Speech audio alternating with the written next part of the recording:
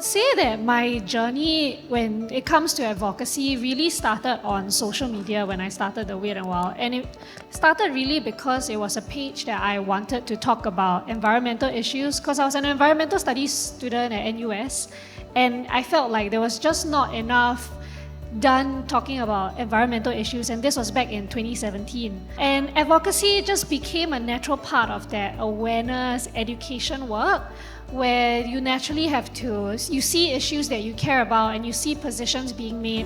I remember the first thing that I took part in was the ivory ban consultation by NParks, and I only found out about it because the team at WWF posted it on their social media.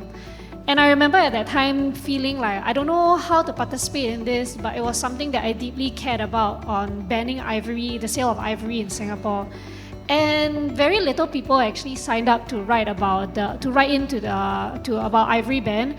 And it made me think about how actually do people not write in because they don't know that consultation exists? Or is it that they don't care? And most of the time, it's really that they don't know and they don't know what to say. And it took a bunch of youths to put together a lot of resources, explainers, and even held a letter writing workshop that attracted 70, 80 people where we sit down and say, this is how you can write to your minister, this is how you can write to your MP.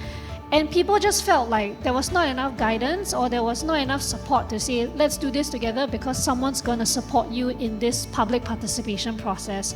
And it made me wonder, right, in whose responsibility is to at least provide these accessibility points for people to feel like this isn't as onerous as they think it is.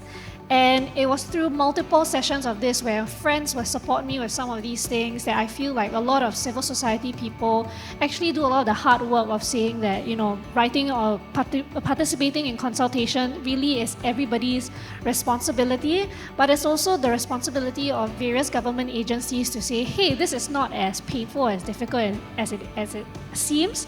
And I think there's a lot that has been done to improve on that process, since those days. You'll be surprised how much impact you can make by simply having the courage or conviction to write about it, even if you may have incomplete information, because it can make an impact. And I think this is the kind of spirit that we want to foster. On the one hand, citizens should feel empowered to be able to speak up, to advocate, to make a point.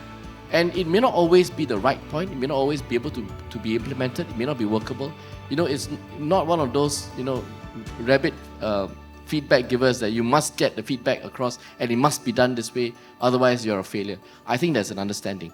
And on the part of government and those of us who look after the community, there must be an openness to accept that there is a degree of criticism in the policies, that there is also suggestions in these criticisms that we can consider. And it may not be that, and I didn't consider that implementable at that point in time, or something that we could do, but I stored it away and thought about it, and over time, we were able to do some of these things. So I would like to use that to illustrate that it's really a two-way street, and it's very much a two-way street if we can make it constructive.